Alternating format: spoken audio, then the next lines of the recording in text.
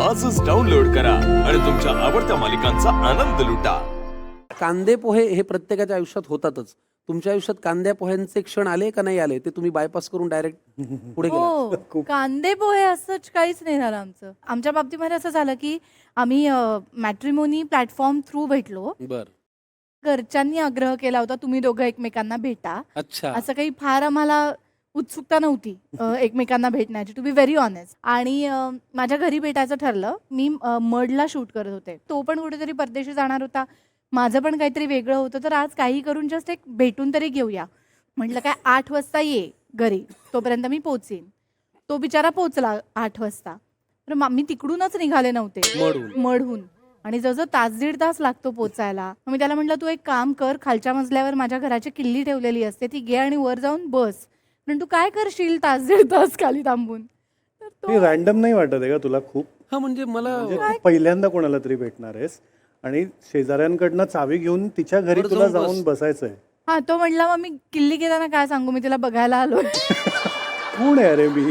असं कोण पण येऊन हा किल्ली- फारच स्वाभाविक प्रश्न आहे की मी काय सांगू? काय- त्यांच्या म्हणजे घराची चावी काय? तुम्हाला का हवी? कोण अहो, आहेस मी तिला तू? बघायला आलो. असं कसं म्हणणार ना माणूस? तो म्हटला नाही नाही, मी काहीतरी फिगर आउट करेन. म्हटलं ठीक आहे. बरोबर 7व्या मिनिटाला त्याचा मला फोन आला, ऐक ना इथे काहीच नाही करायला. मी म्हटलं हे मला माहिती आहे, तुम्हाला तेच का सांगतोय? आधीच जायला पाहिजे होतं. हो, तो एक म्हटला मी किल्ली इस्त्रीवाला होता घेतो, फक्त खाली. अरे एक इस्त्रीवाला होता. मागे काहीच किल्ली नव्हतं. घेतो आणि वर जाऊन बसतो. तो जाऊन बसला, तासभर बिचारा बसला होता. आणि त्याच्यानंतर मग मी पॅकअप झाल्यावर घरी गेले आणि मग त्यांनी छान माझ्यासाठी दार उघडलं. आणि मग मी त्याला म्हटलं की तेव्हा वाजले होते साधारणपणे 9, 9:30 झाले होते. मग काही नाही, बेसिक आमच्या गप्पा सुरू झाल्या. काहीतरी खायला मागवलं. मग आमचे साधारणपणे संवाद सुरू झाले. त्याला म्हटलं की मी खूप पर्टिक्युलर आहे. संवाद म्हणजे आत्ता होतोय तसाच? आत्ता होतोय तसा म्हणजे कसा? तसा अरे तू रे किती संवाद. हसतोय बघ. म्हणजे मी बोलत होते, तू ऐकत होतास. नाही नाही नाही, आम्ही बोललो तेव्हा. अरे वा. हो. आता पुढचं तू सांग. हा, तू का हसलास त्याच्या जोकवर? अरे आता पुढचं तू सांग. आणि 10 मग वर्ष तुमची भेट झाली. हो. बरं, मला ना एक सीन रिक्रिएट करायचा. तुमच्या दोघांकडे मोबाईल आहे?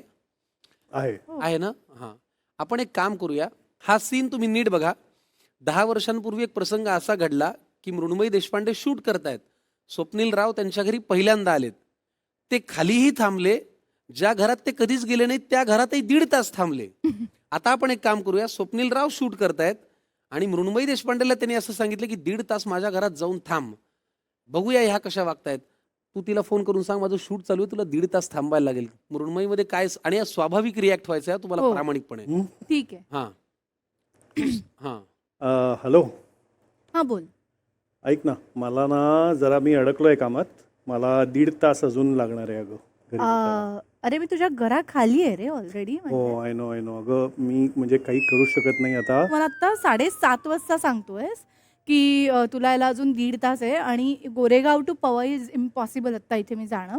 सो तुझी किल्ली आहे का कुठे तुझ्या घराची ठेवलेली? अगं तू असं माझ्या घरीच असशील का? म्हणजे हो, मी खाली काय करू ना, म्हणजे मी खाली नाही थांबू शकत आत्ता. सो तुझ्या घरी जाईन मी आणि तू मग म्हणलं जाऊ की तर ते एखादा इस्त्रीवाला आहे video- गप्पा मार म्हणून. अगं ते घरी सगळे कपडे लटकवलेत मी वरती.